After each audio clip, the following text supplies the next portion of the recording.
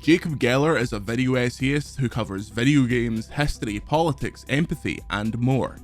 He boasts over 1.2 million subscribers on the platform, and later this year he'll release his first book. How a Video Game Lives, the annotated essays of Jacob Geller, examines 10 of Geller's most iconic essays, accompanied by brand new commentary written by the author himself. The book will be co-produced by Lost in Cult. The crowdfunding campaign originally sought to raise £60,000. At the time of recording, over a month before the conclusion of the campaign, the book has raised £600,000. We spoke to Jacob about the book, his career so far, and what he thinks about games media in 2024. So Jacob, as we sit here, you set a goal on the Lost in Cult website for £60,000 as we sit here at 2:30 on Tuesday the 26th of March.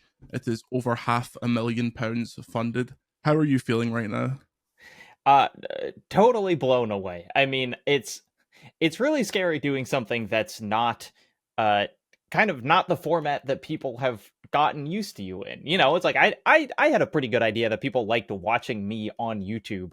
But this is a really different ask. And so for everyone to kind of respond so immediately and hugely is it's really exciting for me. And also, like, I don't work with that many people in my kind of normal job. Like I work with James at Hot Cider on Twitter, who like creates my thumbnails, and sometimes I have external editors, but like really it's largely a solo effort. And so for this, having like so many people, you know, like the designers of the book included and the writers and the artists, and being like, hey, we can pay you more now. Like it's all very exciting. So not that you need to pitch anyone on the book anymore, clearly, because it's so well funded, but tell us the log line about what the book is for people that know you from YouTube, but are asking, what is it going to do with the written word? Yeah, so the subtitle of the book, which I think does a pretty good job of describing it, is The Annotated Essays of Jacob Geller. So the book is going to be structured around essays that are already available on YouTube. You know, they are the scripts for Fear of Cold and Who's Afraid of Modern Art, and kind of my other big essays that people have really connected to. But I'm taking this opportunity to basically fill the margins with notes. I've always really appreciated in other cases where artists kind of return to their own work and give insight on like, here's why I made this. This was my thought process doing it. You know, it's been 5 years. How my thinking changed since I originally made this? For me, those kind of works were really helpful in kind of understanding the artistic process. And so that is what I'm doing on the book. I'm kind of going back and just writing as much as possible about the creation and behind the scenes and everything of these essays. But then there's also the kind of the wholly original element of the book, which is that we're getting 10 authors who are not me to come in and kind of write afterwards for each essay. And I'm giving them very loose guidelines. And so I'm really excited to see how different people kind of take this assignment, because they're all writers that I like tremendously respect. And I really want to just kind of let them loose and be like, okay, the subject is vaguely Call of Duty's politics. What do you want to do with that? That is an interesting premise, especially as you say that the content is largely stuff that is already being published. So when going back to fill in the margins, as you say, how much of that of those ideas, those concepts, those kind of ruminations already existed in the old scripts, or how much was it you reflecting on that work and going back into that headspace when you first wrote it? It's a really interesting experience to revisit old scripts, because generally, you know, it's like the way I write is there's just like there always end up being about 10 pages of notes below the finished script that are just like the bullet points that I was like, okay, I'm reading this book, and so I'm just kind of like writing things down that sound interesting, and some of those make it into the book and some of them don't. And so a lot of me revisiting these essays is kind of rediscovering the things that I found interesting when I originally wrote them, because like as with everyone, it's like I kind of finish these things and I then like silo them off in my brain. And I'm like, all right, that's all my writing about Pinocchio. I don't need to think about Pinocchio anymore. And so then returning to them is this really interesting kind of like time machine experience of remembering how I was feeling when I wrote those things.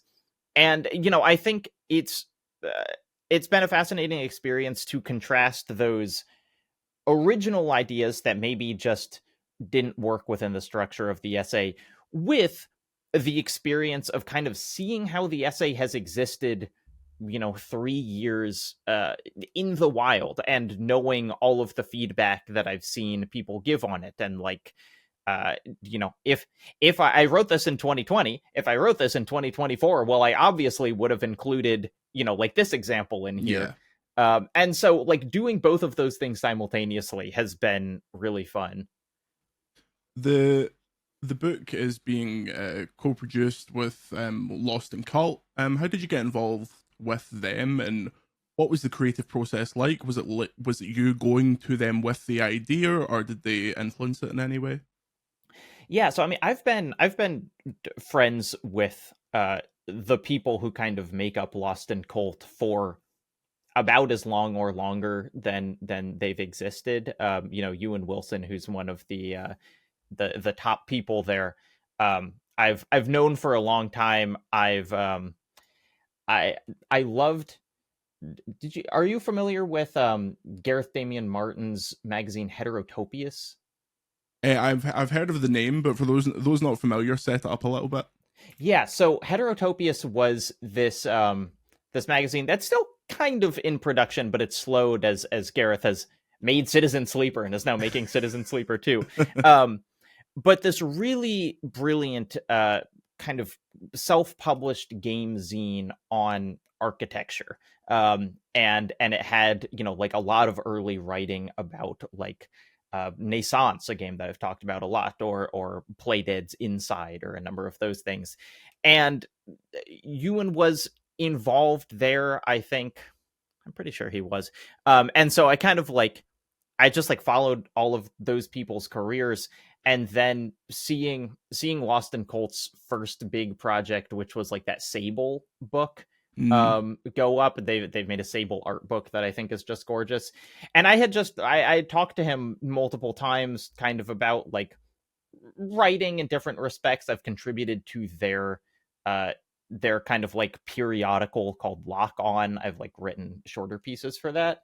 And I really love how kind of weird they're willing to get with their books. That's one of the main attraction for me, is they always seem to be pushing the idea of like, what can we do within the format of kind of an artistic book? Can we make the pages themselves interesting? Can we like focus on the layout as much as the writing inside it? And like since these were originally videos, they are inherently losing a little imagery when brought to text. And so Lost in Cult really seemed like the kind of people who could bring that sparkle back by like making the book itself kind of a beautiful object. Mm. And just on that, I wanted to pick up on that because my favorite video of yours is your Returnal one, because Returnal is one of my favorite games ever. Uh-huh. And that video is very cinematic, especially when you're kind of comparing it to other works of literature. Was there a worry in the selection process of this video relies too much on the imagery, and this one is perhaps more foundational in its arguments, so I'll go with this rather than this one? Maybe. I mean, I will say the Returnal essay is in the book because it's Good. one of my favorites as well. And we're also hiring for that one. There's like a comic book artist, Zoe Thorogood, who's like doing the illustration for that. And so when picking them, a lot was like, oh my gosh, I can like commission an artist to do Returnal art. How cool is that? But fundamentally, my writing process is like I write the whole essay before I start editing video to it. And so although I absolutely do use video to illustrate points that like aren't, it's like it helps that there's video when I'm describing a gameplay mechanic or something. Like I am not a super visual writer. I do really just think of myself as like a wordsmith first, if that's not too self-congratulatory. And so there are a couple. I think doing one on like, I have some essays that really focus on music, and I think that would be kind of challenging. But like most of them that I wanted to do, I looked at how they, you know, could be laid out on a page and decided, like, you know what, these work. We're not losing out on too much.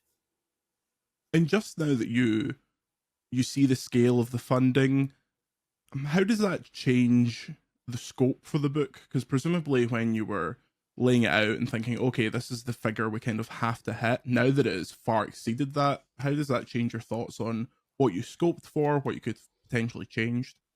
It's funny. I was having exactly this conversation with you and the other day, uh, because we have all seen, being in the gaming world, we've seen like Kickstarters that have Yeah. gone way past their goal, and then they're like, okay, we're gonna add 12 DLCs into it, like we're gonna give you so much more. And I am really kind of the mind of like, you know what, the thing that we pitched is what people want. We're gonna give that to them. I just want to make sure that like every artist involved in the book gets paid more because we've been so successful doing it. And like, yeah, we might use like a slightly nicer paper stock, or like maybe one of my dreams is like eventually having the book not just available kind of as an internet order, but like, hey, maybe you could walk by your local bookstore and there's a copy of it in there.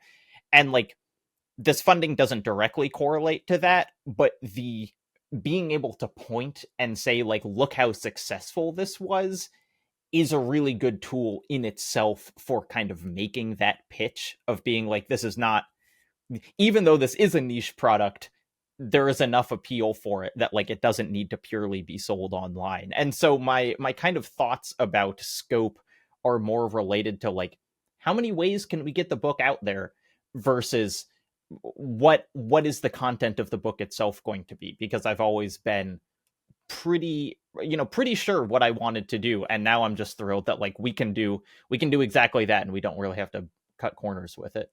Mm. And I wanted to ask your opinion on, there seems to be in the last 5 to 10 years kind of an explosion in grown up writing about games, for lack of a better term. So the explosion of video essays on YouTube, which has led into a lot of these style of books, and you have your things like Lock On, you have Blood Echoes, the Bloodborne anthology. What do you think kind of your era video essayists have influenced on the way games are talked about in perhaps traditional media? And this is something that I talk or think about a lot, because like it's true that the explosion of video essays is wild. And when I started making things, which was in 2018, 2019, I kind of felt like, all right, well, I've kind of missed the boat on this. Obviously, video essays are huge, so I'll just throw my hat in the ring because, like, I think that's fun. And now there are like, 3 times as many people doing it as when I started. Um, but I think that has. I don't think that they're necessarily related to each other, but the rise of video essays has correlated with kind of the downfall of j- journalism being very thoughtful about these same games. And I don't say that to kind of be like journalism sucks now, but more so that they're not being funded. Yeah. That like some of my earliest inspirations were, I mean, my earliest were like reading Game Informer as a kid, and in a magazine that was delivered directly to my house, but kind of like the early Waypoint work that Austin Walker and Rob Zachney and Patrick Klepek were doing, or like Harper J at Kotaku was like a huge influence on me. And all of those people are either kind of doing self-funded things or have completely moved out of writing because that sort of writing isn't sustainable anymore. It's not being funded. And so, when I think about video essays and people like me, I think, wow, it's so cool that anyone with a basic knowledge of video editing and kind of voiceover can make something like this and potentially get seen by hundreds of thousands or millions of people. I also think video essays effectively have no editorial standards. They have no, there is no code of ethics that people do. A lot of games writers came in through non-traditional ways, but virtually no video essayists have gone to journalism school or kind of think about like what the role of talking about these things might be. And so it's really tricky. And I do think as much as we've gained in the video essay sphere, we have lost through kind of more professional writers who have kind of thought about the role of writing in their work more. I think this is a tangent kind of away from Go what for you've it. asked, but like, I think that a lot of video essayists start work, I certainly did, because I appreciated what other people were doing with the video essay format. And I think that's actually not, it's not a great way to kind of have to develop your skills as a writer. I think part of what you need to do when you're a writer is read a bunch of different styles from different people in different formats, read books, read newspapers, whatever.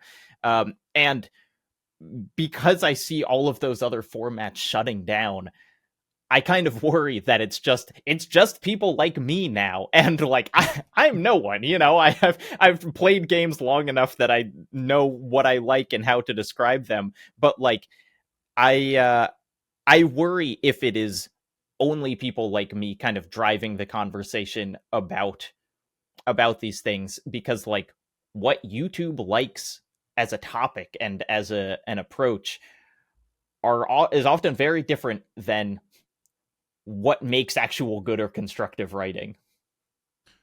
Yeah, I've often wondered why trad media can't thread the same kind of needle where there are a lot of video essayists that are earning comfortable livings being supported by fans, and you would think that when similar work exists on traditional games media websites, you would think that that kind of membership style of funding would work, but outside of a few big examples like early Giant Bomb, things like this, it kind of hasn't translated. So what do you think's the difference in psychology? Is it just because people like to support you, Jacob Geller, the person, rather than support Eurogamer, the entity?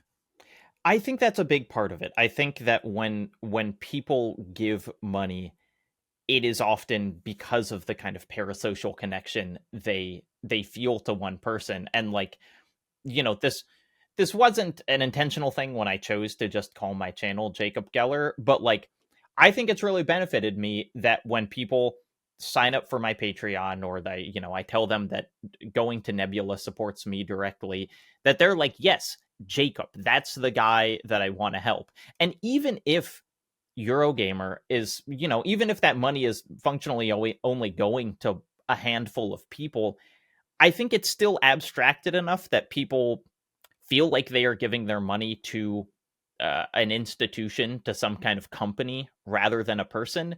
And like ultimately, I think the people who want to give money are way more invested in one person's success rather than kind of the wider success of an outlet. I think that's probably why the most successful versions of writing like that have been like Substack or newsletters, where you feel like you are just getting it straight from one person and you're supporting them by giving them money, rather than it's like if I give money to Giant Bomb or whatever, I don't really know where that's going. It's like Yeah. me working with MinMax, other outlets, like I know it just goes to the people who work there, but like it's obscured enough that I think people are a little hesitant to do it. Mm. What do you think traditional games media's place is in talking about and kind of disseminating information about games? Do you think it should be purely robotical? It should be BBC News, or do you think it should be a mix of that and opinions kind of leading the conversation? I mean, I think that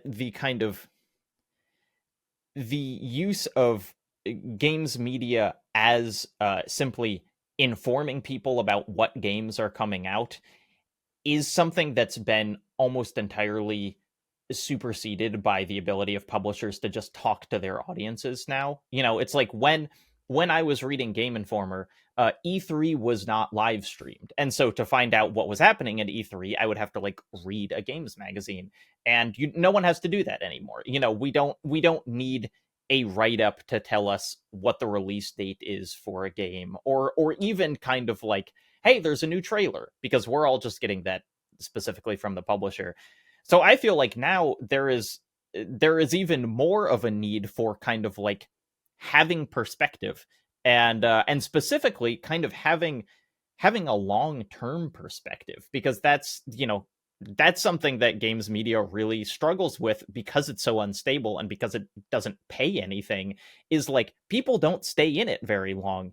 And when you do have someone who's been there for a long time, their ability to like think back 25 years is really important. And kind of like that's one of the things that I loved about Game Informer, was like everyone who had been working there for 20 years. And so Yeah. like they had this great institutional knowledge.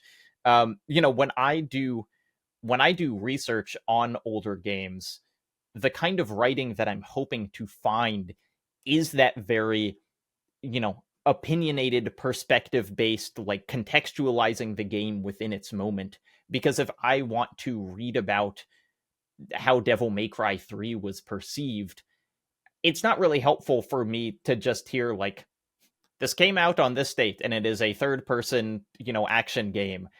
I want to hear people talking about like, how does it compare to the other games that it's out? How is this a movement forward for the genre or whatever? And like that's what the kind of robotic BBC-esque delivery can't give you. And like, just from a historical perspective, that's what I find most helpful. Mm. And do you ever see games media in its current form being a comfortable home for some of those veterans? Because even if you think about the people that have been in it the longest, with extremely few exceptions, people like Jeff Gerstmann, he's spun off multiple times and is now just on his own. There are very few elder statesmen, elder stateswomen in the industry. Is games media ever going to be that home, or is this? I often think games media is almost like kind of a proving ground to earn an audience, and then you go off and do your own thing. What do you think about that? I That is what it feels like, which is a bummer for me. Like I would hope that at some point outlets would recognize the value of keeping someone around, like the value of having a long tenure in this.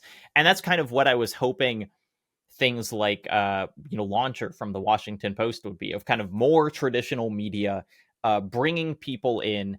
And it's like, okay, we recognize that games are kind of a newer thing to talk about, but we're an old newspaper and we're going to run ourselves like an old newspaper.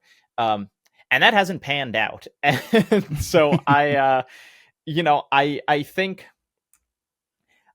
think that we're going to hit a breaking point with the number of individually funded people. I think that there is going to be kind of I'm surprised it hasn't happened already, but like a Patreon crush, where there are Yeah. just like too many individual outlets that are being supported exclusively by by individual contributors.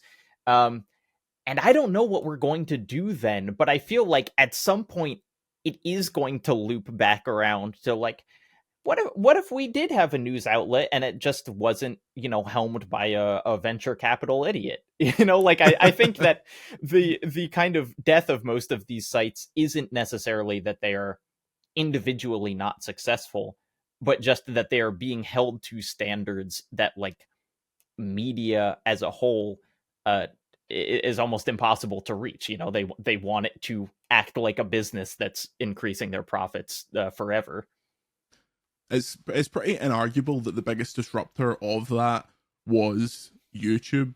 How do you feel about YouTube as a platform for talking about games? You mentioned Nebula previously, which is a video sharing service that a lot of prominent creators like your Lindsay Ellis's of the world are part of.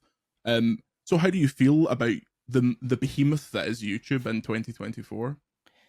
I think that the thing that YouTube can do, that is really, it it has its dark side, but it is really magical, is like, you know, put put a piece of writing in front of millions of people in a way that almost nothing else can. That like a blog cannot be algorithmed in the same way that YouTube can. And even things like viral tweets or whatever, we all know it's like people don't actually read the article that it's attached. It doesn't do a There's nothing else that I can think of that can get people to like sit down and watch an hour of amateur writing. Like I think that is a pretty incredible thing. And like when I think about Nebula, which is this thing that I'm a part of and really believe in, it's like it's not intended as a replacement for YouTube, because Nebula will never be able to do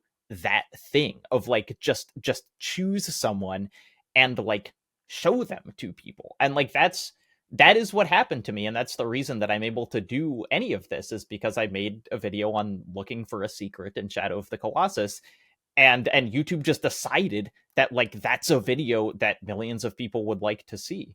And so like I do, there are infinite downsides to that type of recommendation algorithm. We've seen how it kind of leads people in dark spirals and radicalizes them and all that. But like I don't think it should be understated that like a lot of people's exposure to someone talking about art in a thoughtful and near academic way, which is what I try to do, it comes from uh their faith that like YouTube is going to provide something interesting for them. And so like I do view that as an upside. And I don't know, as long as it's it's good until it's bad. Like it's great for me and other thoughtful creators who I really like, and it's bad for kind of outrage clicks.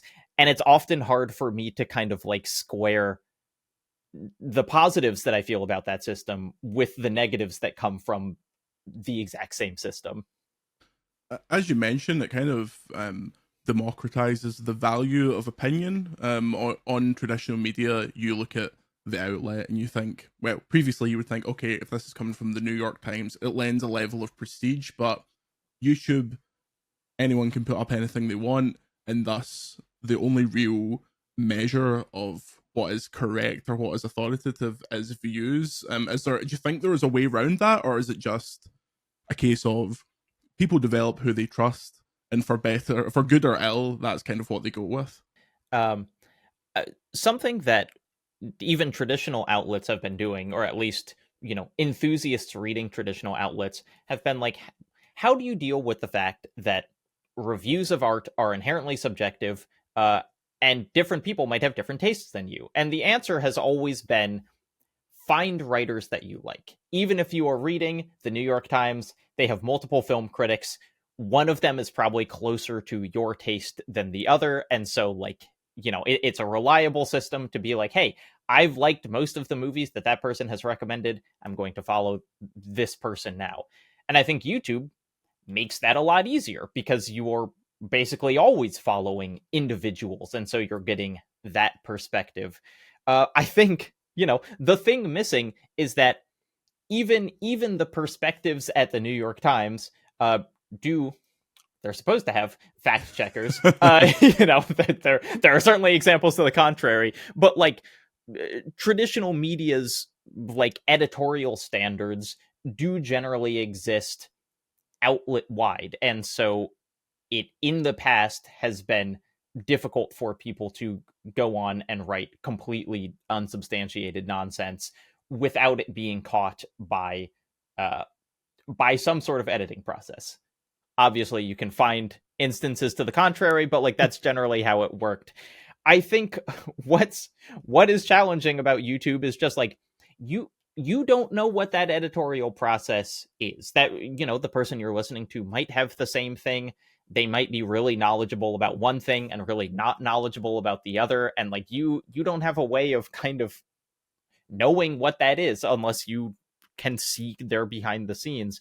And so I think the traditional markers of good writing still apply. If you can see that person is citing sources, if they are like referring back to other things, because like good writing is not just having original ideas a million times in a row. It is, in fact, reading other people, expanding on their ideas, being informed by them. And so, like, I think that there are things that you can watch out for to know if the person that you're following has kind of done that work.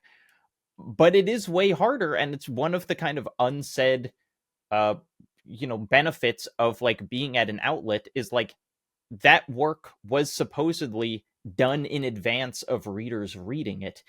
And with YouTube, there is a single step between the producer and the audience. And so that, that level of editorial oversight just gets completely skipped.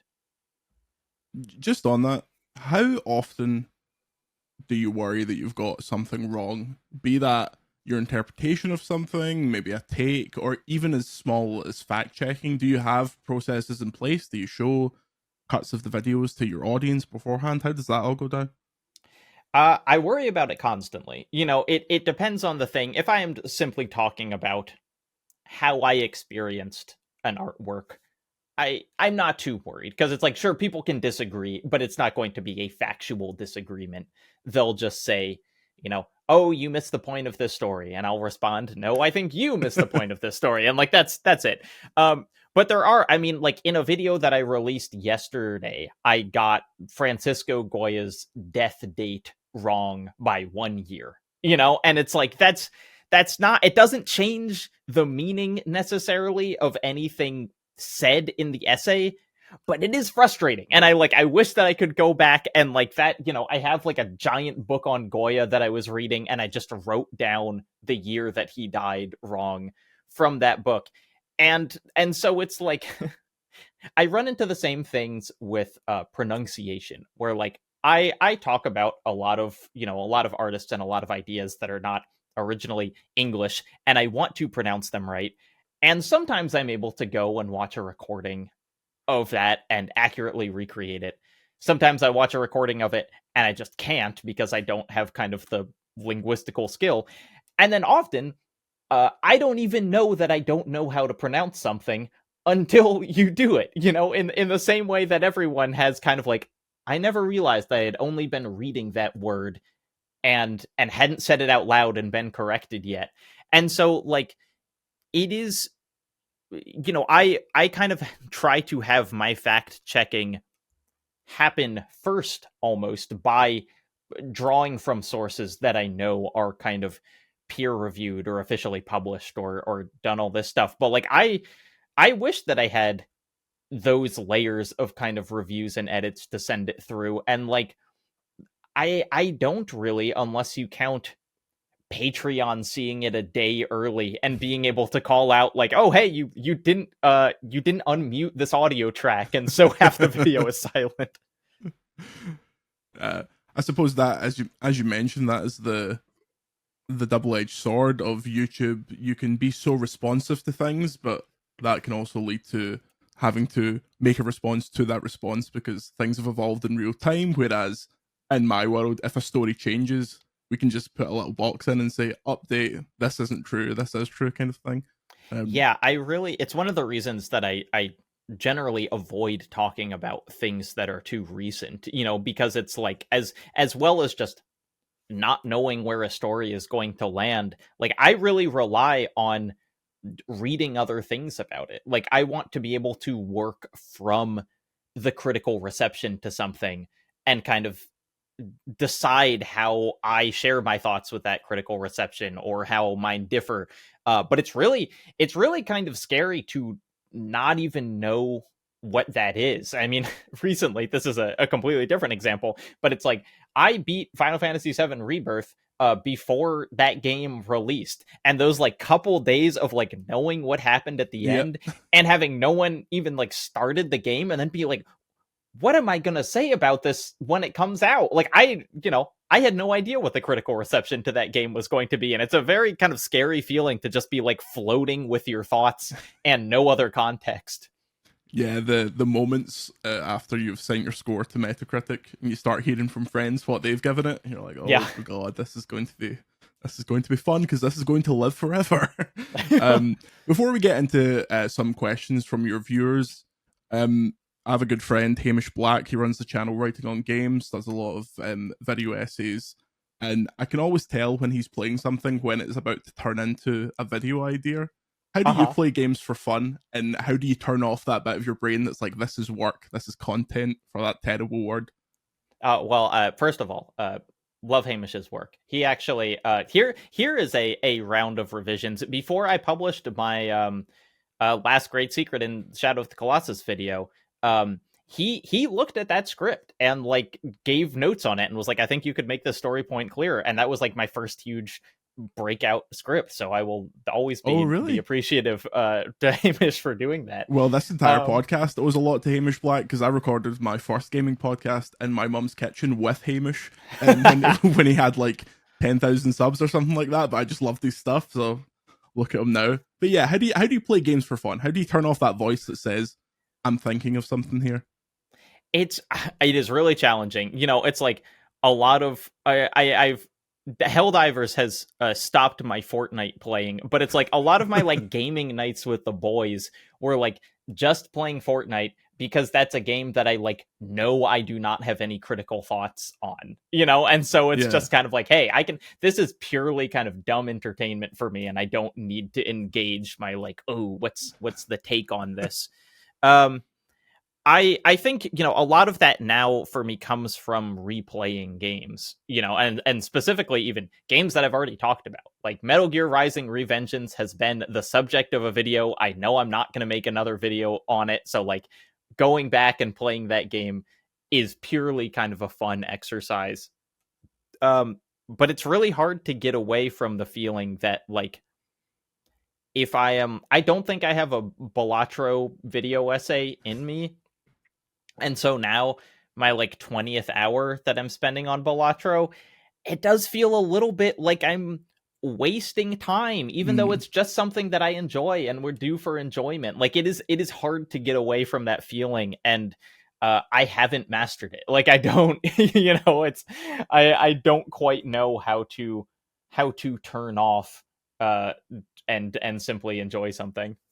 I know that feeling well. FC24, formerly FIFA, is my game that I was just like, I don't think about. I review those games every year, but after that, I don't think about it in a critical way at all. I just play it.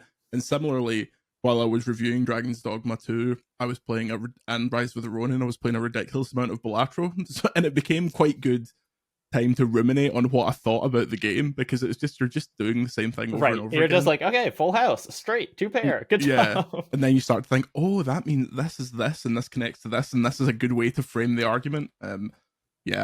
Everyone that is in kind of our realm of work has their game that they just play mindlessly when they're not playing work games. I know people and then crying you read Renata Price recently wrote a piece on Balatro that is like a really interesting critical take on like that game and its themes.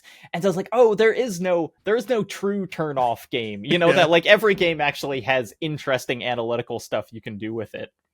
It certainly does. Before I let you go, let's get some questions from your viewers. Dreamcast Guy asks, Jacob's videos are so winding and impressive. Does he ever get deadlocked during the creative process? The final product is so tidy that it all seems seamless, which usually means it is as hard as hell to make. I think that I don't get deadlocked during the writing process itself very much, because I do a lot of, you know, it's like I kind of pull in all of my stuff before I start writing. Like I want to know the different media touch points for each thing. And so, you know, it's like the hardest thing for me is kind of figuring out like,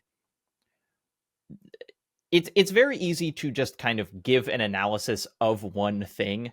The challenge is kind of making sure that if I'm talking about like, you know, a movie and a game and a painting, like how am I relating the three? How am I making them all kind of like thematically consistent within the work of the video? And there is a lot of kind of like interrogating my own ideas to make sure, like, does this work as one thing? And you can see again in my most recent video, there is this theme of kind of like um seeing work from artists that they didn't necessarily intend us to see. Something like Prince dies and he leaves an entire vault full of music, and we don't know we don't know if he wanted us to listen to that music or not. Kind of, what is the ethical thing to do with that collection? And like, at the end of the video, I can't really answer that question, and I like say as much, but it is like, sometimes there is this experience of kind of like, I find this really interesting, I'm going to dive into it, and then on the other side, like, there isn't just one thing that I can say about it, and so you have to find a way to make that ambiguity interesting in itself, and maybe try to relate, not having an answer to the rest of the video. So a lot of it is kind of like little writing pieces of sleight of hand to like make everything feel like it works together. Aidan asks, any book recommendations? I read Greenwood because of his 2023 favorites video and I loved it. I now need more Jacob novel choices to read.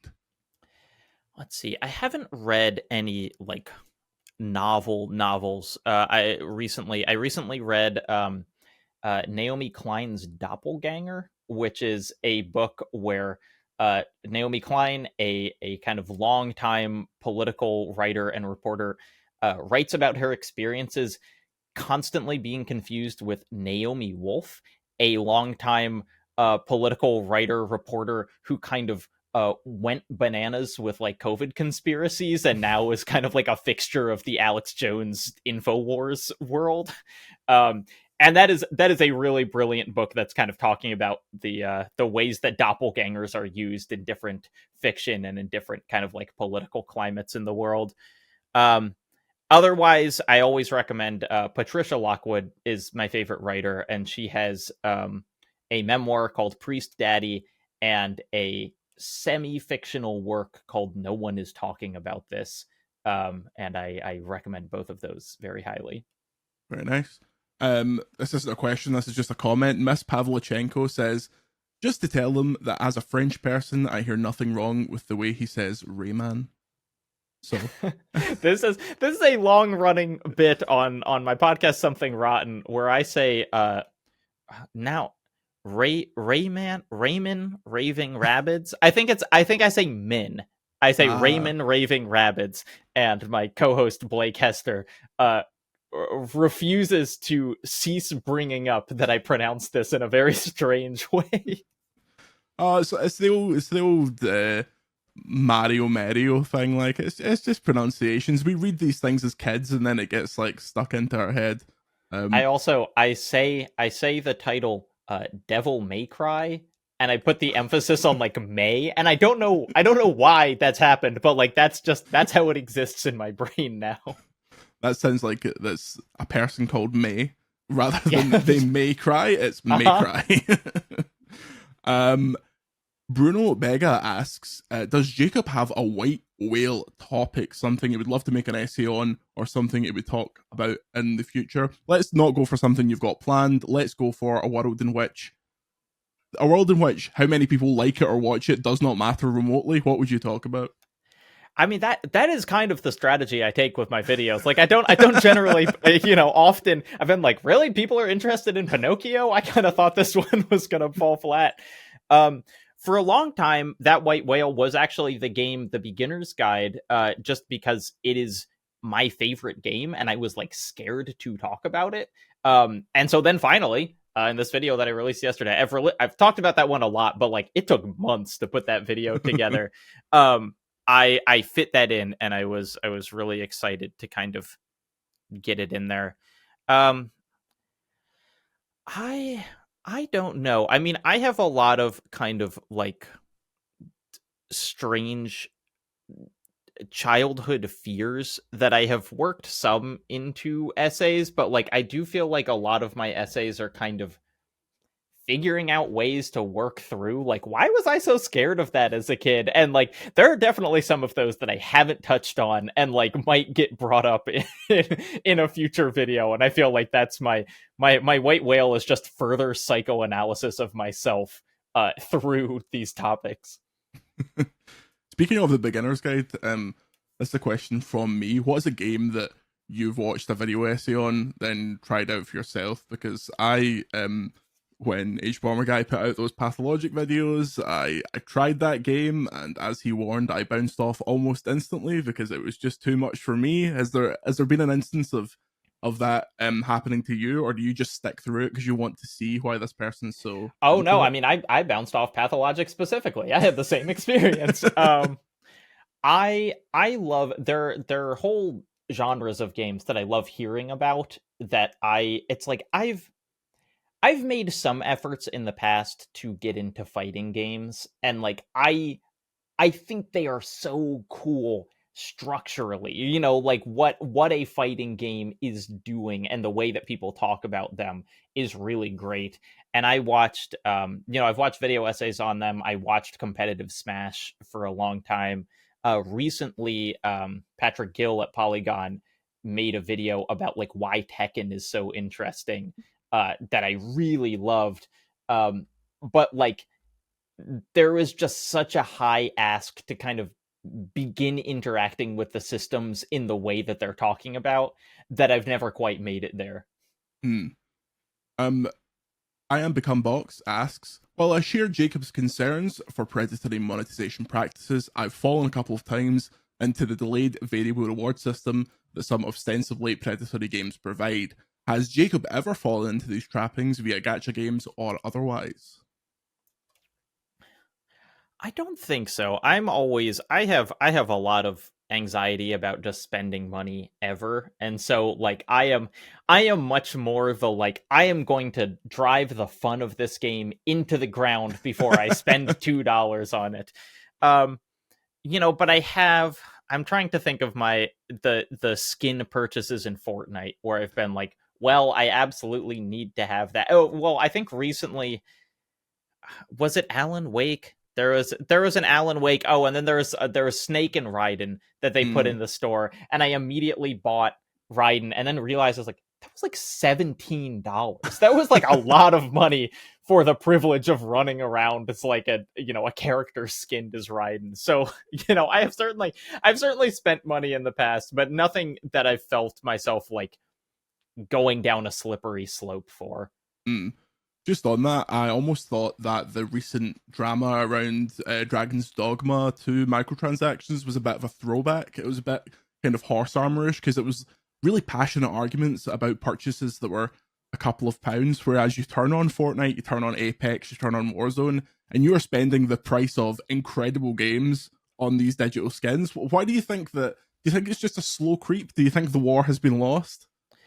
I don't know. I mean the Dragon's Dogma thing is bizarre for a number of reasons. As many people have pointed out, like exactly the same type of microtransactions happened in Resident Evil 4 and Devil May Cry 5 and like, all the Capcom Monster Hunter games. I think part of it is unfortunately that Dragon's Dogma is such an interesting frictiony game that like removes quality of life features from other games to its benefit, that then players feel like the game is missing something and that it's telling them they have to buy it, when in reality it's not true. And it's like if you buy many of those things, you are sucking the fun out of the game itself. And Yeah. so it's like it's it's not clear to me exactly why, or maybe it's clear, but it's disappointing that this has become, the lightning rod for those sorts of conversations. But yeah, I do feel like we have just almost written off certain genres as like lost causes. The fact that many multiplayer games are free to play now means that we're okay with their super predatory monetary practices. Mobile games as a whole, there was a very short period where mobile games were like really interesting, risk taking works of game design. and like that has just completely slipped away as they have all devolved into kind of slot machines.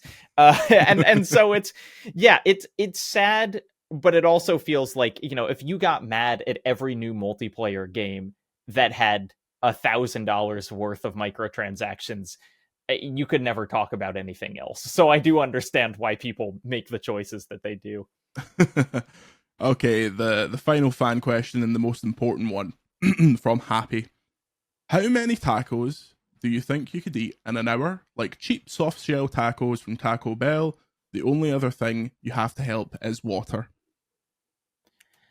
Gosh, I am not like a competitive, I'm not like a man versus food style eater. So I think the Yeah. number would be like disappointingly low. I feel like I could probably have,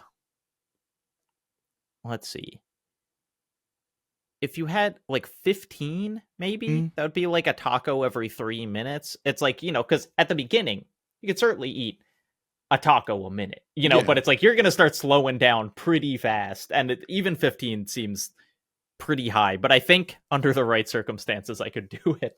Under like competition rules, if you've had a chance to prepare. Yeah, Yeah. I often think about that. I watch there's a guy on YouTube who's called like Beard Meets Food or something like that, and he goes around the world eating these ridiculous things. And I sit there with my partner and I'm like, there's a certain mindset that I am very rarely in, that I feel like I could do this.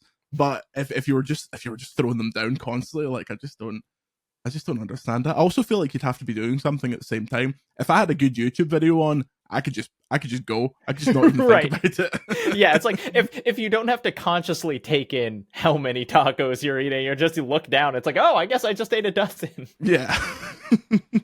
Well, that's I think that's a good premise for a future video. I'm just saying, or perhaps when the The book is, mukbang Jacob Geller video. Yeah, yeah, we'll get it exactly. started. Or perhaps when the book is all said and done, maybe a stretch goal that we get the mukbang video at a certain amount of cash. Before we go, Jacob, I appreciate your time greatly. Where can we find you online? So the easiest place is my YouTube channel, which is just Jacob Geller. There you can find links to my book, How a Game Lives, which is also available on Lost in Colt's website. You can find me specifically on, I'm just Jacob Geller on Twitter.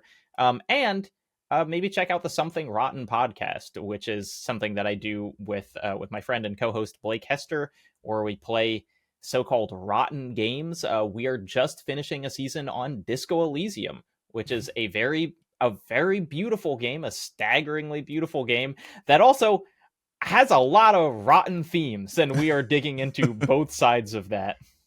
Excellent. What are you up to for the rest of the day then? What does your day look like? Are you just refreshing the counter on Lost in Cult and smiling? I wish. I think it's time for me to start working on the next video, which I think is going to be some kind of tying together a bunch of weird indie games. And so it is kind of a fun day because I'm just going to like try and find some games that no one has talked about yet and play through them. Excellent. Well, Jacob, thank you very much for your time, and thank you to all of you out there for listening to this episode of VGC, the Video Game Podcast. We will be back with our normal weekly news show. But until then, from Jacob and I, it is goodbye, and we'll see you next time.